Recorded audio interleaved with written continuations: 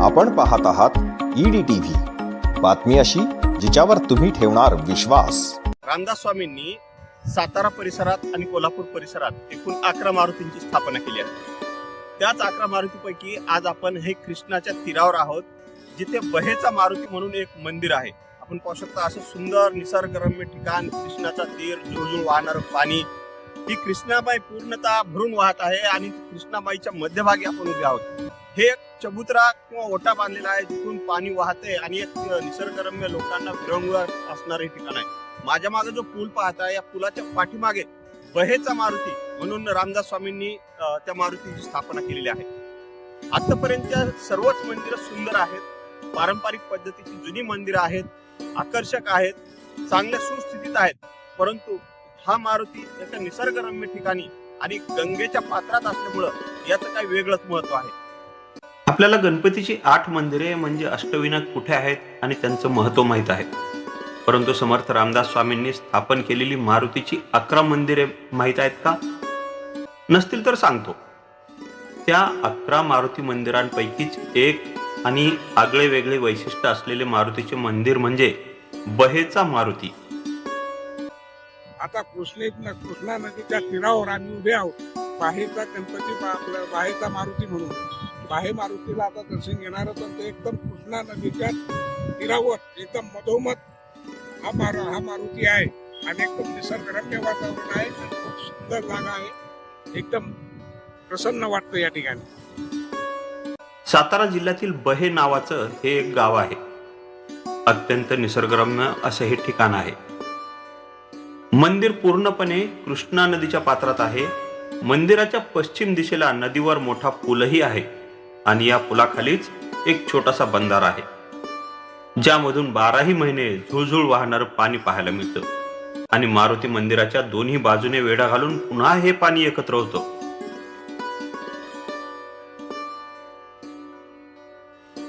पावसाळ्यात मंदिरापर्यंत जाणे थोडं कठीणच आहे बरं का, परंतु पाणी जर कमी झाले तर नदी पात्रात पाय वाटेने नागमोडी पुलावरून चालत जाता येते।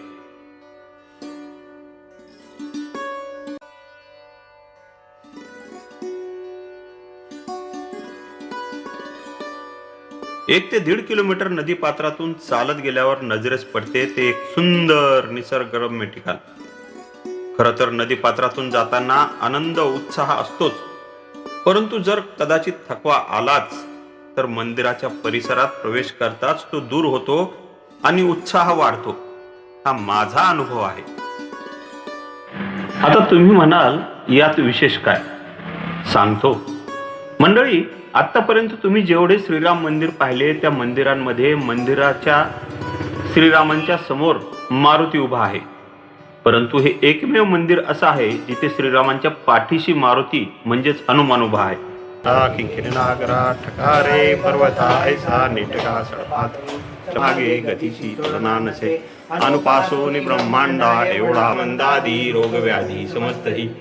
हेच तर आहे या मंदिराचं वैशिष्ट्य। मग प्रश्न पडतो, तो असे का? तर ते देखील सांगतो। या मंदिराच्या आख्यायिकेनुसार अत्यंत रुंद आणि खडकाळ पात्र असलेल्या या कृष्णा नदीमध्ये एकदा श्रीराम ध्यान करण्यासाठी बसले होते आणि त्याच वेळी नदीला भरती म्हणजेच आपल्या शब्दात सांगायचं झालं तर पूर आला। ती दुथडी भरून वाहू लागली। पात्रामधील पाणी हळूहळू वाढतच होते। श्रीरामांच्या ध्यान साधनेत बाधा येऊ नये म्हणून श्रीरामांच्या समोर उभे असलेले मारुती श्रीरामांच्या पाठीशी जाऊन उभे राहिले।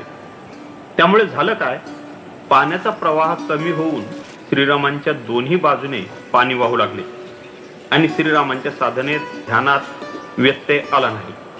म्हणून आजही या मंदिराच्या दोन्ही बाजूने नदी वाहताना दिसते।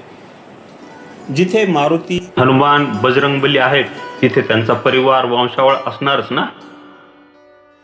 दिवसभर आपल्या कुलपुरुषासमोर ठेवलेल्या या प्रसादावर ही वंशावळ मस्त ताव मारते आणि आलेल्या भाविकांना कधी प्रेमाने तर कधी रागाने दर्शनही देते। तर असं हे रामाच्या पाठीमागे उभे असलेले बहे येथील मारुती मंदिर। राहिला विषय उर्वरित 10 मंदिरांचा, तर तो देखील लगेच पुढच्या भागात आपल्याला पाहायला मिळेल। 10ही मारुतींचे दर्शन आपल्याला होईल। म्हणजे एकूण समर्थ रामदास स्वामींनी स्थापन केलेल्या 11 मारुतींचे दर्शन आपल्याला घर बसल्या मिळणार आहे. इथे येणारा भाविक निश्चितच सुखावून जातो. थंड हवेची झुळूक ज्यावेळेस अंगावरून जाते त्यावेळेस एक रोमांच अंगावर उभा राहतो. त्यामुळं मारुतीची असल्याची एक आपल्याला जाणीव या पात्रामध्ये दिसायला लागते. Dilip Konerkar, EDTV news, Jalna.